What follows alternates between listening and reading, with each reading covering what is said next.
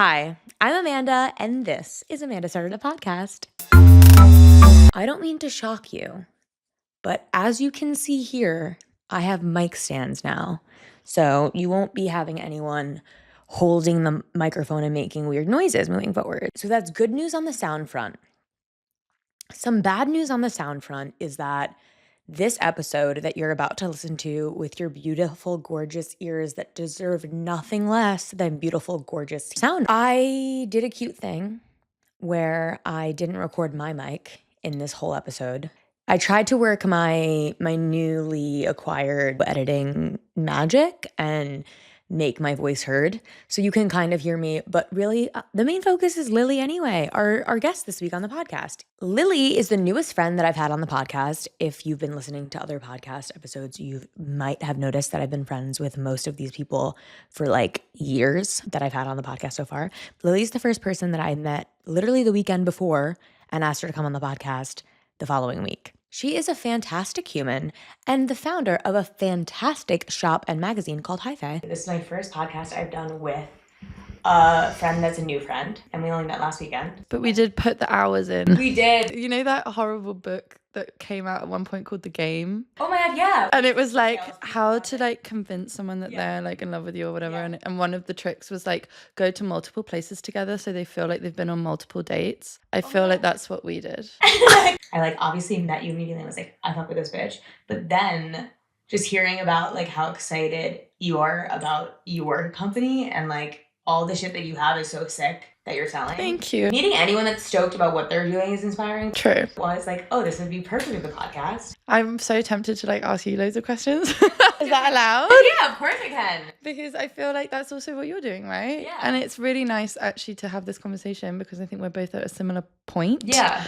Where we literally are just starting. Yeah. So we have like a vision and a drive and a like excitement about what we're doing, but we still have no fucking clue if it's gonna work. Well, yeah. Well, obviously I saw Jude's design of Hyfae. And then I realized when you posted on Instagram at the opening party or whatever that I was like in the video of it. And I was like, wait, that's crazy. Like I didn't even recognize you because you had those massive like Dior sunglasses and black hair. But I remember thinking you looked so cool. And I only went because like Jude was like DJing. But that's cool that I was there, even though I didn't know about it. And that was a year ago. So this is literally the birthday week of Hyfae and of you coming to the event. You've also since then moved. Yes. So it's like so much has happened. So much has happened. The move to London was like 2 months ago. Yeah. And it's been really good actually because I felt like suddenly I'm feeling like a real momentum with the project, which I didn't feel so much in Berlin. And we were kind of talking about this a bit before. Initially, I was thinking it was really nice to start a project in Berlin because it's cheaper to live. People are really down for collaborating. It's got this like really great anti-capitalist vibe, which means that everyone just wants to create and no one's really like stressing so much about how much they're being paid. But what I noticed over time was the flip side of that is that a schedule is not really such a strong concept here. Perfect way of putting it. No one would ever be on time. I'm not on time now. Because you live here. Yes. I definitely didn't feel that momentum that I had when I was back in London. And as soon as I was back, it was like speed, like movement, like, I don't know, just something about the city just makes things happen. And I think where I'm at, it's really nice to be like feeling that again and be like, okay, I'm not like pushing against the wall. I'm actually like, it's kind of rolling on its own. Yeah, it's like the wind beneath your sails. Exactly. So are you from London originally? I'm actually from Italy. You're from Italy. So I was born... Just English accent. Yes, I'm half Italian, half English. I was born there and then I would go back in like the holidays and stuff after we moved to the UK. Obviously, since we're new friends, I had so many gaps to fill in. Like, were you like, I want to move to Berlin? Or like, did you live other places other than Italy and England? I did an art foundation at Kingston, which is just outside of London when I was like 17. And then I moved into London and to study at uni and I was there for like 11 years and did all of COVID there and everything, which is one of the reasons I moved. One of my besties, Amy, lived in Berlin for like 4 years.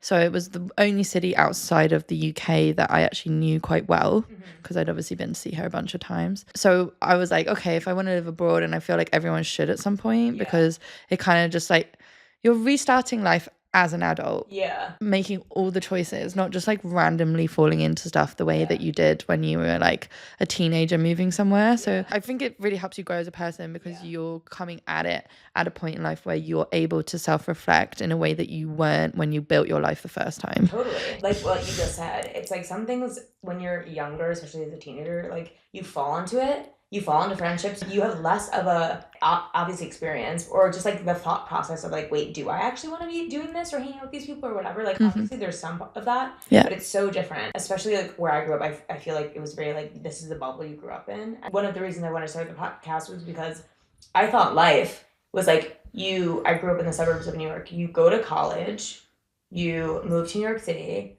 you find someone to fall in love with, and then you move back to whatever suburban area you grew up in. And then you have your 2.5 kids. Oh my god. Like I was like 2.5. Yeah. 2 kids and a pet. Yeah.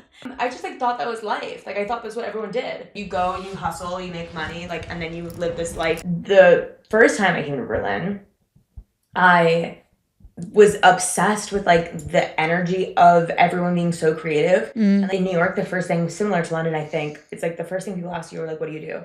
And yeah, like, 100%. And they kind of glaze over when it's not interesting. Or that you can't help them with something. It's like this glaze over, and it's like, well, what the fuck is this? And also like me, I was never like the preppy girl that was like dating the finance boy in New York, you know. So I was kind of always felt like a little bit like, well, I'm like doing my own thing, and I'm just gonna be like super successful. I'm gonna make a ton of money, and like I don't need these like classic New York-y type people's approval. But then I came to Berlin, and like not a single fucking person asked me what I did. And whenever I talked to anyone, like I was here for 3 days, and I was like telling me about like there are like 5 different side projects that I was like, wait, they just feel like passionate about this. Yeah. So like cool. 100%. Really caring about like what you do in like a different way. And I was like, what's happening? And then I was like, I want to be around this all the time. But like to your point, then you get here, you get acclimated, you meet a lot of people, and you're like, I fucking love these people, but also a lot of people have trouble with the follow through. Exactly. But that's also like, I guess we don't think about this enough,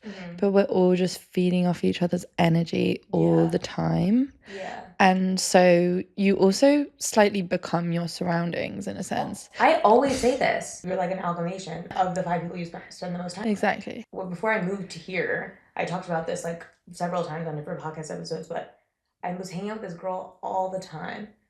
And then she just always wanted to do stuff. And I always wanted to do stuff. So I was like, yeah, let's do stuff. And then one time someone said to me, like, if someone said, oh, you remind me of her, I was like, oh my God, I would be like that's horrible. And they were like, then why are you spending all your time with her? And I was like, really? Wait, why am I? And it was like, because I just love doing stuff. So I was not even thinking about it. But also when you're new somewhere, it's more about being surrounded by people, not being alone all the time. I honestly think for the 11 years I was in London, I was not alone for more than like a morning ever. Do you need to be alone? I guess you don't. But like, are you like? Well, I obviously didn't at the time. Yeah. I had to learn how to be alone. Yeah. I moved here for like 2 months before I moved here properly, just to like test it out. And I was also like, I was meant to finish my contract. I was working at Condé Nast as a video producer, as maternity cover, and the contract ended. Yeah. So I was like, okay, well, the contract's ended. I might as well take this time and apply for jobs abroad because, you know, it's costs the same as being in London. And at least then I can be somewhere else whilst I'm doing this work that I need to do to find somewhere new. So I came here, and then they actually extended my contract. So I was actually working for them here, which was great, except what it meant was I was on my laptop all day alone. Literally me. Because I knew a couple of people, but not that close. And they all have their lives and they're super busy people.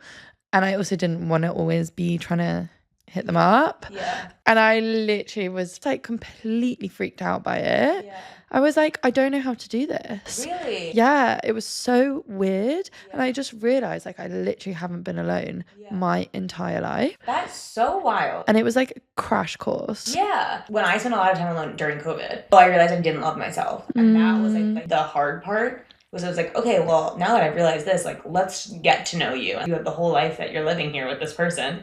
But, like, that was my kind of, like, only time that I feel like I was, like, very alone. But, like, for you, it sounds less of that. Maybe I struggled more with figuring out where I belong and who I belong with. I think I do like myself. Yeah. Like, it's not something that I've, like, worried about a lot unless I'm, like, in a really bad headspace, which, of course, happens. I worry a lot about where I belong or not feeling like I belong, and then like worrying about like, do these people love me? Am I safe here? So I think the being alone thing really was like the first time that I actually had time to even think about like I was just with people all the time. You never have to confront yourself when you're with people all the time. That's what I mean. Like, I just had no idea that I didn't like myself. I don't think everyone loves themselves. I actually really don't. I mean, not to be like the girl that keeps talking about her podcast on the podcast, but that was like another reason where I was like, I didn't know. I didn't love myself. I didn't know how. I went through the work of figuring it out. If I had known earlier some of these tools or whatever, like I hate when people say like, oh, it's a very woo-woo to talk about meditation or like affirmation. Oh my God, but it's actually scientifically proven. And it literally works. Exactly. And I wish I knew before I was 27. I think I would have been able to like go a lot further in my growth if I had started earlier. I literally talk about this all the time. Why are we studying like maths and geography at school and we're not learning to fucking meditate? Which is like one of the most important life skills you can learn, because if you can do that, you're going to be fine. Like genuinely, like people who meditate, at least in my experience when I meditate a lot, I'm really good. And like can get me down. Like I really can't get ruffled if I'm like meditating every single day for like a solid chunk of time. This week I was really following the weekend we had, I was having a rough early part of the week. Normally, I feel like I would go like full tilt, upset. But I was like, all I need to do is one thing a day that I need to chip away at the stuff I have back and sleep a lot. And I'm gonna be fine. No full breakdown happen. It's like learning to ride the waves instead of like getting caught up in the whole like. I use meditation as a tool if I'm in a period of depression. So there's only been like a few points, I'd say like 3 points in my life where my mental health's been really low, and it's always because of something horrible that happened. And then I'm like, okay, I know how to fix this. I have to just meditate every day, do therapy, meditate. Ideally don't drink and do drugs. Do yoga or walk or whatever it is that moves your body. I did try journaling and stuff, and that's really good for some people. And I just treated it like, this is like I broke my leg and I need to do physio, but I broke my brain and I need to do physio. And like I do these exercises that I know over time will make me me again, and it works. I'm lucky that I'm, I guess, quite disciplined naturally. So even when I'm really low, I can be like, okay, I still need to do these things. Whereas I think for some people, even just making that happen is really hard. So yeah, obviously that's not going to be easy for everyone, but if you can do exercise, meditation, go sober, speak to a therapist, you will be fine eventually. Like I really do believe that. I believe it too, like 100%. Like as you live your normal life and you're not feeling like a lull in mental health, are there things every day or every week that you do for yourself that you like to keep on that kind of upward wave? Yeah, I mean, I definitely notice like as I'm getting older, which we've been talking about. I'm 33 next month and owning it. As I get older, I feel that my body is not able to bounce back as it used to. And I definitely notice with drink and drugs that I have to be very careful and tentative. Obviously, like me and my girls love a wine, but I'm actually really trying to think about how I can reduce that, because it just doesn't make me feel good, and I don't feel strong when I'm drinking a lot, like mentally. It just, I really notice it more and more as I get older. So yeah, I think that's a big thing that I'm working on at the moment, especially going into summer. It's hard. I know, especially because it's like nice out and you're like, every time I take an Aperol Spritz sounds fantastic. But then when I don't drink, I actually feel amazing. Me and some of my besties went to Marseille and we were literally drinking bottle after bottle, and it was just delicious. But then like by the end of the week, we were like, oh my God, I just feel like shit. We were like, what have we done? We were meant to be like resting and like tanning and like glowing up, and we've just been like, guess we're gonna have another bottle of wine. It was super fun and I don't regret it, but it definitely made me think, okay, like actually I can't drink how I used to. Especially before the pandemic, like I was out every night drinking a lot to the point of like being drunk. So like every day was kind of hungover. So it's like if you're going to work every day hungover, and like honestly I still killed it, so I'm like, what the fuck? But that's amazing. I can't do it now. at all. It's completely different. My brain doesn't function. No. I look like a fucking idiot. If someone asks me a question, I'm like, nah, I don't know. Give me a day to think about it. Literally. No, I don't have time for that. Because so many people talk about drinking less or doing drugs less, I do try to like think about it for myself. Like, do I want to drink less or whatever? Do I want to do X, Y, Z less? Yeah, don't say it unless you actually want to do it. And I Yeah. think that's also something psychological in that, where if you always break your own word, Yeah, then you don't trust yourself. yeah, then you actually follow through less. Yeah. Because your brain is like, you're kind of listening to yourself all the time, Yeah. I think. And when I say things, I really try and make it happen, even if it takes me a while. Yeah.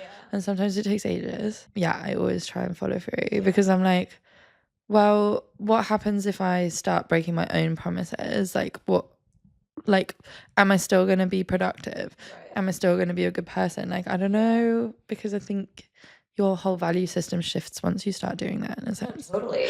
I feel that way. I think like when I first moved here, I used to like really view myself as someone that always showed up, always like did what they said, like always followed through. Like that was just like how I viewed myself. I knew one person when I moved here, and I just basically like was constantly going out, constantly trying to meet people, constantly meeting people, and then always wanting to hang out. But then like I realized I was spending zero time alone, zero time like thinking about like if I even like these people, but it was like very much like I just wanted to have friends, so I wanted people to like me. And then when you're kind of like constantly going out and doing that and just like not even thinking about it, and then I was like, I guess I just don't have to go to this thing that I said I would go to, but I'm really tired. But then I'm like, but that's not me. I don't not go to things. And so then it was like this weird thought process that I was having where I was like, but wait, whose contract did you sign? Like, it's just like if you're tired tonight, you can like not go get drinks with this person. But I will literally just not confirm it. What do you mean? I'm not going to say I'm coming for sure if I'm not sure. But this is how You know what I mean? Or I'll say, let's put that in the diary and let's speak closer to the time, you know? That's how I am now. But when I first moved here, I wasn't that person yet. I moved here when I was 29, so I feel like I was already an adult. But like I needed like what you said. It's like you're moving to a new place, completely making all new decisions and like who you are.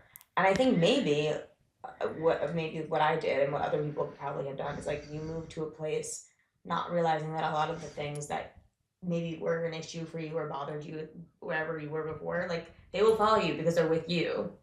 So like I think my issues that I had, which was like constantly wanting like people to like me and like prove validation of like I have value because everyone wants to hang out with me, like this kind of thing. Which is also just part of being a woman. Yeah. Like I think that is something that we forget sometimes, that we are the last generation of women who, well, the first generation, but the last in the kind of history of women who were basically told that their only value was what husband they can find. And you were a wife and a mother. And if you weren't, you were like some sort of freak, like a witch or a nun or something. Like everyone takes pity on you. Yeah, like you were a failure of some sort. And if you think about like generations of this mindset where like even like our grandmother's generation, like most people didn't have careers. Well, they couldn't even have a bank account.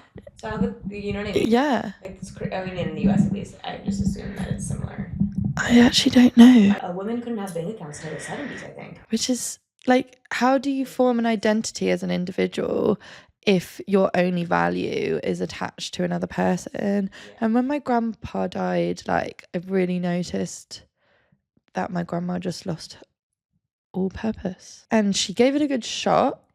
Apparently for a few years she was like traveling and like getting into photography and like she really gave it her best shot.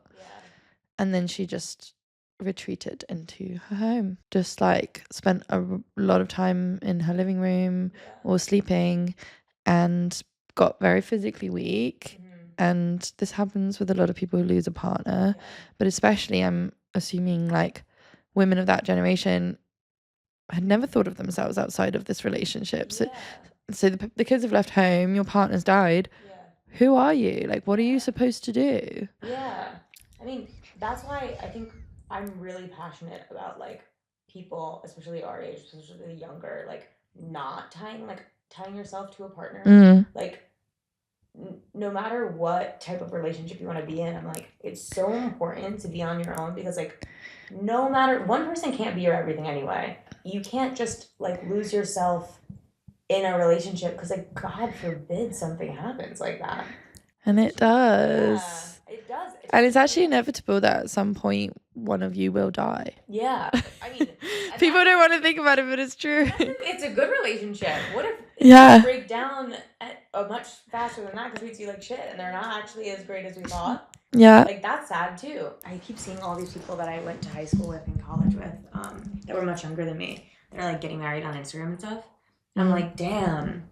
I haven't even thought. I mean, maybe I would get married if I met the right person. Like I don't know, but I feel like that trajectory is like similar to the one that I grew up thinking, where it's like that's just what you do in life. But I still feel it, even though I've had like a very different path, and obviously, like even before Hyfae started, I'm like very involved in the queer scene, and I was always like out partying and stuff, and like very much in a non-conventional bubble. But then as I'm turning 33, it's still in there, this like fear of like shit, I need to like find a partner and have a baby before it's too late.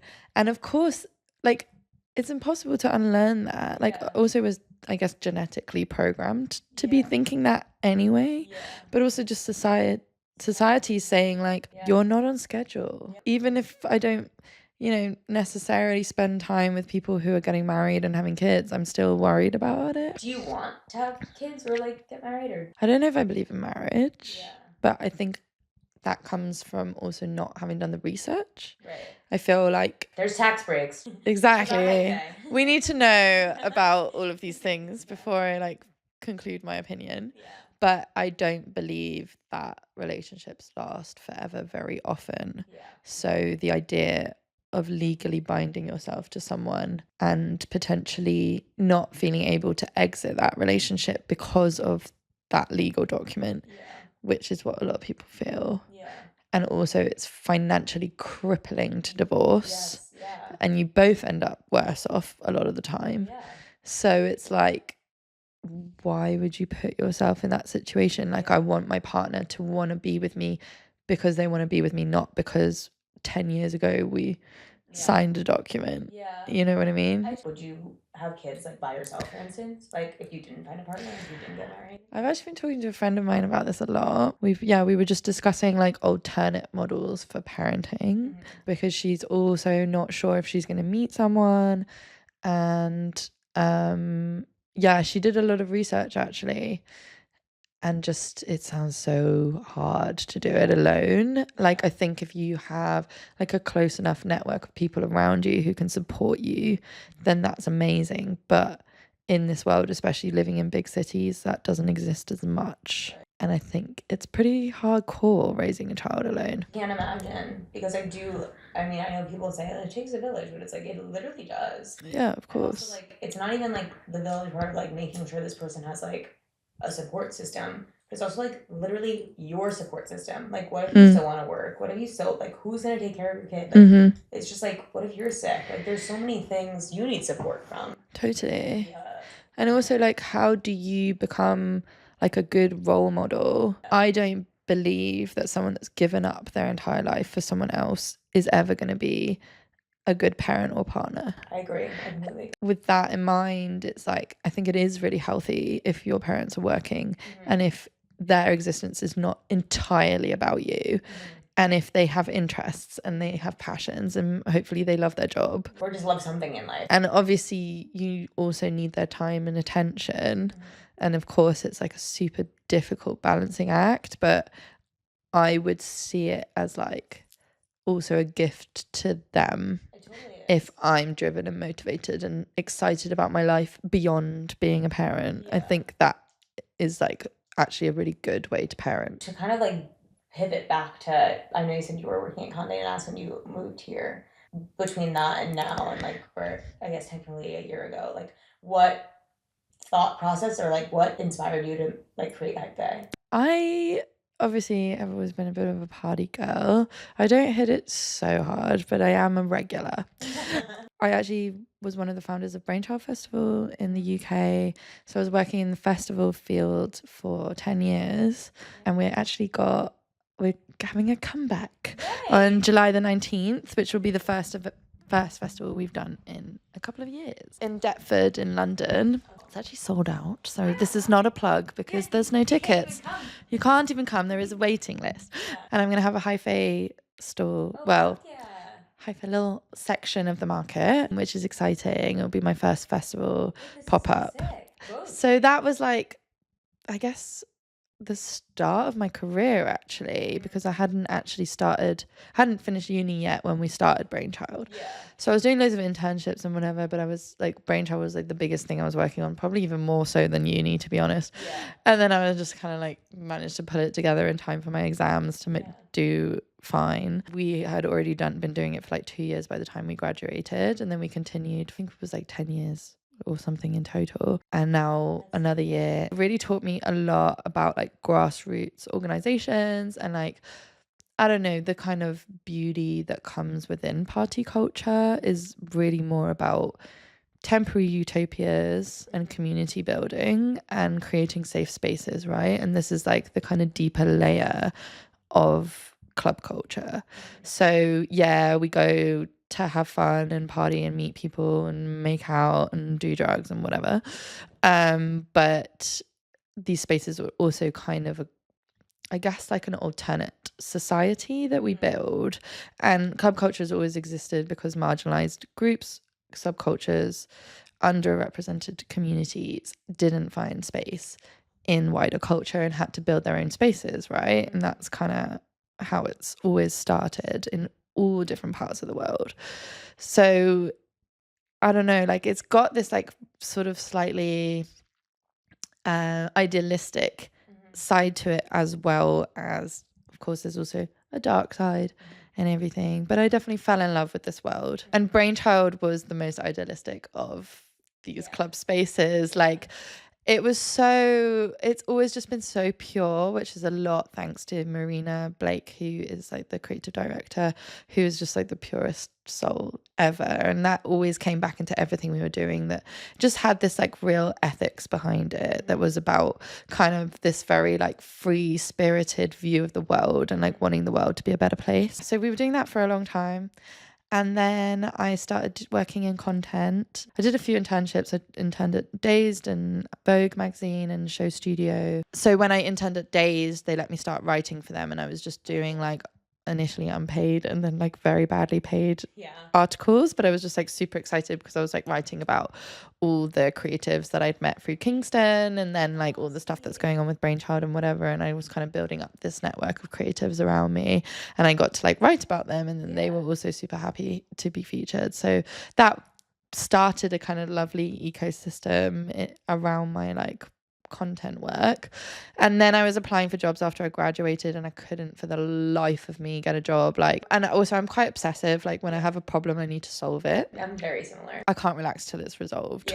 Literally, I'm like 10 hours a day applying for shit, like on my laptop, not even taking breaks, like driving myself crazy. After like a few interviews, didn't get any of these jobs, finally got an interview at the Tate for an assistant commissioning editor position. And I think I must have said something really desperate at the end of the interview. Like, I'm not kidding. I can't remember what I said, but I definitely like mentioned that I really needed a job, and I'd been applying for a few months now. And anyway, they called me. It was Kirsty Bevan was the head of content at the time, or the editor at the time. She's an amazing person and just like so welcoming. So she was like, we're not going to give you the job, but how do you feel about coming to do admin a couple of days a week? And I was like, perfect. I was like, but you have to let me write. That was the deal. So she was like, that's fine. You can write articles from time to time, but your job is basically invoices. And I was like, fine. So I started off doing that. And then by random coincidence, the role that I had applied for was a job share. And one of the girls left. And I had already been writing for them anyway. So it was kind of like a natural progression. So I applied and I got it. And then I was job sharing with my good friend Jodie Carris, who's an amazing art director now. She's still writing, but doing more like visual stuff. And we had a lot of fun. It was just really cute. Like we overlapped one day and then we had separate days of the week working, mainly writing for the website. But then the content team pivoted and started doing video. So then I had like 8 years of video production, other projects on the side, doing a lot of like in-gallery stuff with Late at Tate, which was really cool. So working with that team, and yeah, just producing like short form YouTube content or like exhibition promo videos and that kind of stuff. So it was like kind of random because I never like learned, and I just learned on the job. Well, so what did you go to school for? English literature. Okay. So I did the art foundation and then the English lit, but I was kind of always, I guess, intersecting the two. And at one point I thought I'd like to be like a curator or something, but I guess that kind of feeds into everything as well. I mean, you are curating now. Yeah, exactly. I've always had like a strong eye, I'd say, and I'm allowed to say that because people tell me. Yeah, then I just started doing content basically, and like freelance bits for like ID and stuff on the side and another mag. When was the switch officially to be like? So then I did Condé Nast, blah, blah, blah, similar kind of role. Then I moved to Berlin and then I couldn't find any freelance work because I was like, oh, I'm going to go freelance. And I actually wanted to get back more into writing, focus more on that. I needed a break from video. And yeah, I couldn't find any work. So I was like, I know. Obviously I can't just do nothing because I always need to be doing something. So I was like, I'll start a business. I'll start a business. Yeah. All businesses are started. Literally. But it came about because I was partying and I was like, why can't I find anything to wear? Obviously, I know where to buy cool stuff. But why is there not just like one shop? And I think at the time I just like really wanted like a denim bikini, and they had like a really great one at Ragamalik, but it was like shipping from Australia, and I was just like, no, I'm not doing that.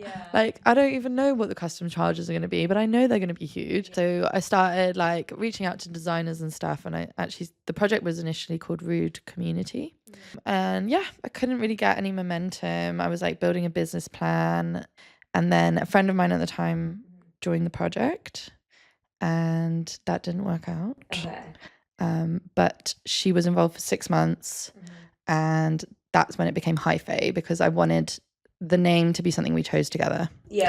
Rather than kind of her feeling like she was just jumping onto my thing. So it developed a lot at that point. We launched, which is when you came. She quit. We don't need to go into that. It was one of the biggest heartbreaks of my life. This is what we're talking about. I'm still like dealing with it, to be honest, because it just didn't go down the way I think it should have. But I think because we were so close, it almost like made the whole thing blow up badly in a way that maybe it wouldn't have if we weren't close friends. You know what I mean? Well, I think we said this weekend, if I'm remembering correctly, but like having a friendship breakup is kind of more heartbreaking than any other type of breakup. You almost expect when you're dating someone romantically Then it might end. that it might end. Exactly. But with friends, you don't. And when you No, I was like building a life with this person. Like I was like, let's do this together long term and make a ton of money. And do loads of cool projects. And like, and at this point you've already seen your whole life with them. Exactly. But actually in the end, obviously the way it went down was completely heartbreaking and I still believe didn't need to go down that way. But I do think the quitting the project was the right thing for her and actually the right thing for me. So I'm not upset about that part, if you know what I mean. Because I do have a really strong vision and sometimes it's difficult to both feel like you're always compromising. Totally. So I think especially when you're starting and you're like building something from scratch and you're really trying to like make it have like a unique identity, it's quite hard doing that in a pair. Actually, in the end, doing Hyfae alone was what I always should have been doing. I think I just maybe didn't have the courage at the beginning. Like I was doing it, but I wasn't doing it, you know? I was like, la, la, la, like taking my time. Like I couldn't find the like courage to really go for it. So now that it's like moving and I've got that, I'm like, okay, I can do this alone. Oh yeah. Yeah, and you always could, but maybe it was just like the confidence needed. I just love working with people. Yeah, no, working with people, Yeah. especially, but this is the thing. Now you get to. It's just like in every different other way, and so many. Exactly. It's almost endless the amount of ways you Yeah. can work with people. And actually, the final desire. Exactly. And actually, what came out of it was someone who assisted us on the first lookbook shoot before the breakup. Ruby is still involved and was just like the best person to work with. Our dynamic like actually worked because she was like coming at it from a perspective of like just doing stuff that she's interested in and that she enjoys. She's an amazing writer, but not feeling the need to like own anything. She could enjoy it without all the commitment and the like weight of it. Yeah. Whereas I was like being able to like still guide the vision and like it just like felt like a much more comfortable collaboration. It's still horrible that things went down the way that they did for you to feel this way about it. But sometimes not every relationship can flex into everything. So like maybe it's not always the right. Yeah, exactly. So then what do you think now? Like, I mean, literally since it's a year old, like what would your dream be for a year from now? Well, I mean, obviously, like on a personal level, the goal is financial stability. I would love to be able to hire someone. Like I'm not in a position to do that yet. And that would be really cool to have someone that I'm constantly working with. So definitely the money stuff is obviously important. On a like more conceptual level, the goal is that Hyfae is like your one-stop shop for all party and festival style. So you can just go there and like find whatever you're looking for. So when I used to I worked at Urban Outfitters corporate. So I worked at Free People for a little, and then I worked at Urban. And at Free People, they have like the 5 girls. It's like Yes. You know. So I'm like, do you have like one? Is Hyfae one girl, one guy, one person, or is it like everyone? I love that you asked this. Yeah, I have a few people. So basically, we had like the everyone girl. She's a bit more mainstream, but she's still cool. Yeah. She's like mid or early 20s. So she's like in her first full-time job, basically. She loves to party. She's hyper social. But she also like maybe has like her little like gallery moment. She loves to go on holiday. You know, she's just a bit of everyone, to be honest. And I think like I started with her as the focus because I was like, okay, she's a bit of me, she was a bit of Ruby.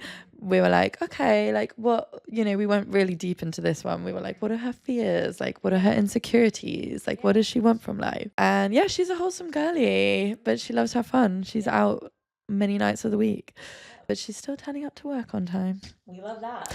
And then I had like the like party twink angel creature who is like wearing a lot of, well, we love this, like a lot of thrifted stuff, a little bit of loud designer, works in a bar probably, maybe does a bit of sex work on the side, is at every single party looking stunning all the time. We know a few of those too.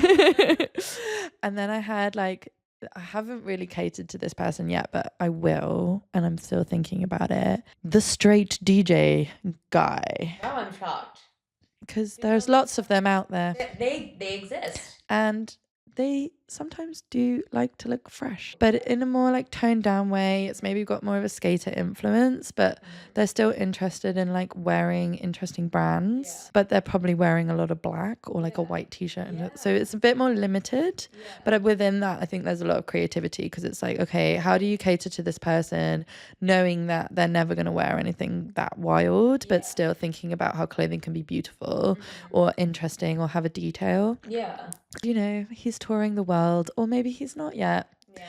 But he's an important person within our scene and not to be ignored. So yeah, I haven't really thought about him much at all, but I'm aware that he's one of the people that I hope would find stuff in my store. And then I had like the like fashion girly. She's like less at the club, more at the like events. Okay. She's wearing a lot of small designers. She really understands what like these independent designers are doing. She's really up to date with it.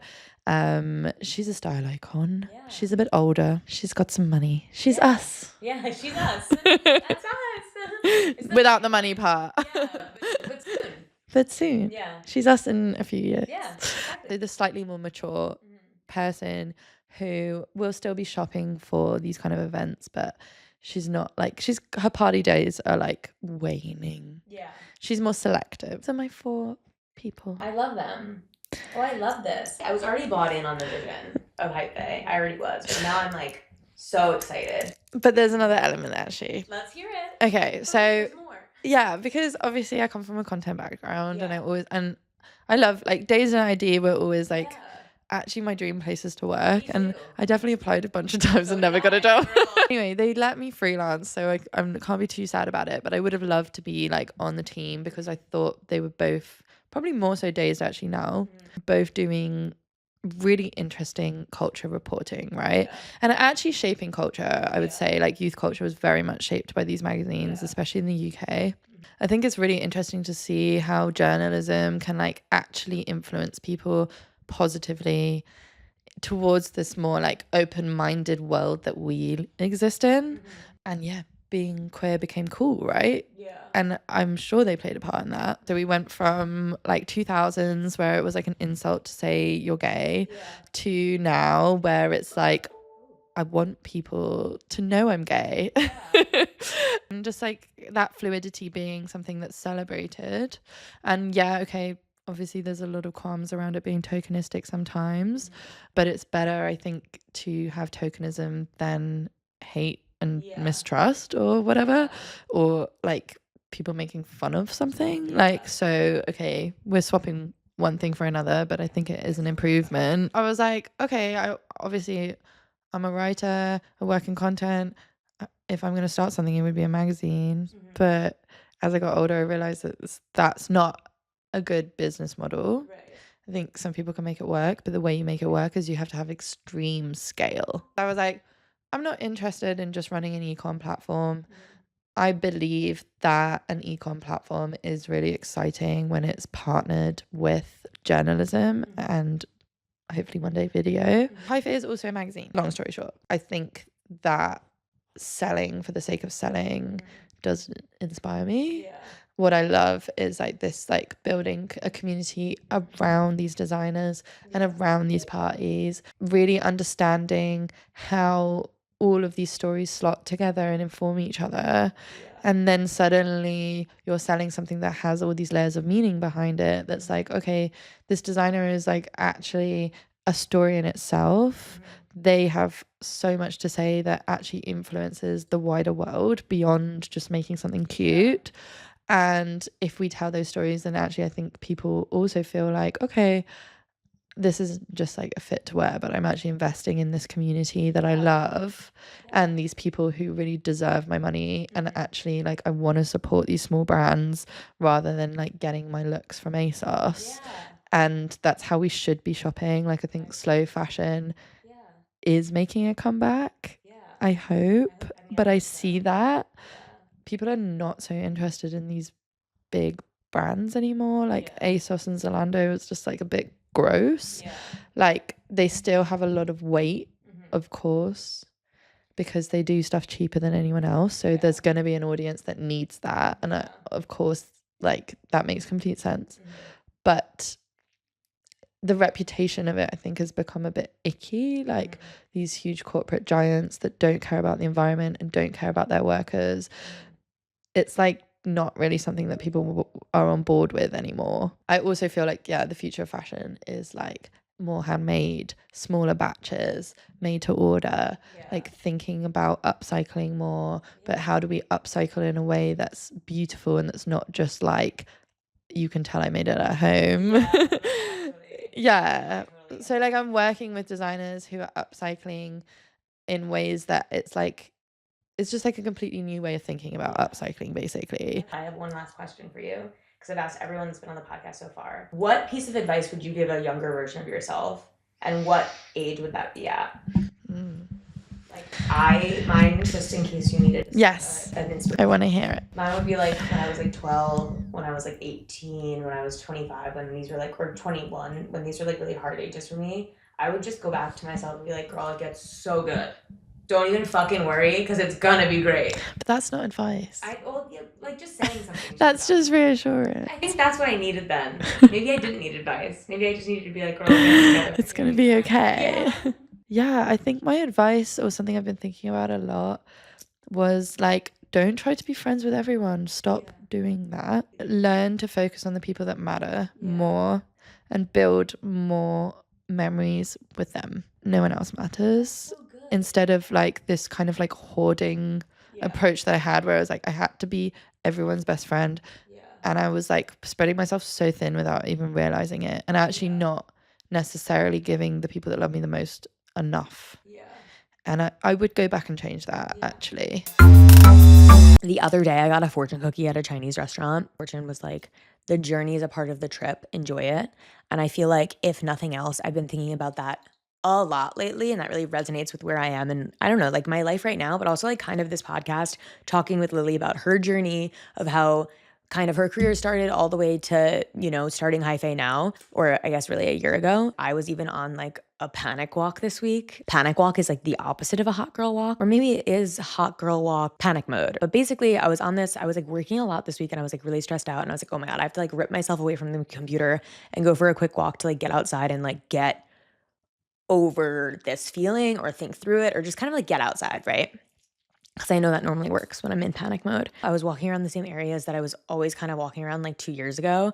And it's so funny because like all of a sudden I realized, like, if I went back 2 years ago and I spoke to that Amanda that was walking those same areas, and I said, like, I basically explained what my life is now, I would have been like, holy fucking shit, yes, you made it. You have everything you wanted. That's amazing. But really, like, why I was panicking and in panic mode was because I was like thinking about all these things that I wanted to do, or like all these things I want to like get. And like, it's just crazy because I think in that moment I realized it's so easy to keep moving the goalpost. Like 2 years ago, what I have now, like the person I am now, the friendships that I have, how I feel supported, how I feel like so at home in Berlin, like that, all these things, it would have been my absolute dream life scenarios 2 years ago. And it is. I'm literally living my dream life. Like, that's sick. But like, of course, I was having all these panic thoughts about all these other things that I want to do, and things like da da da da da da da da. But it's like, girl, there's always going to be something else.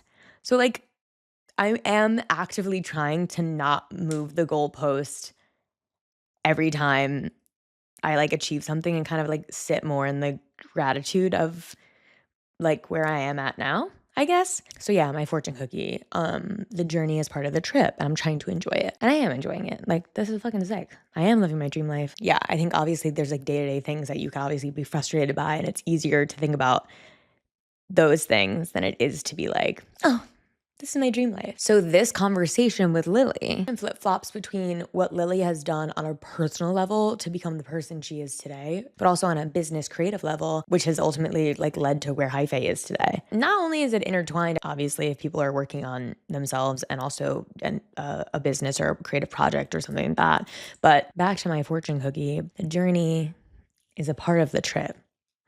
So enjoy it. Thank you so much, as always, for listening. Ba-dum-tsh.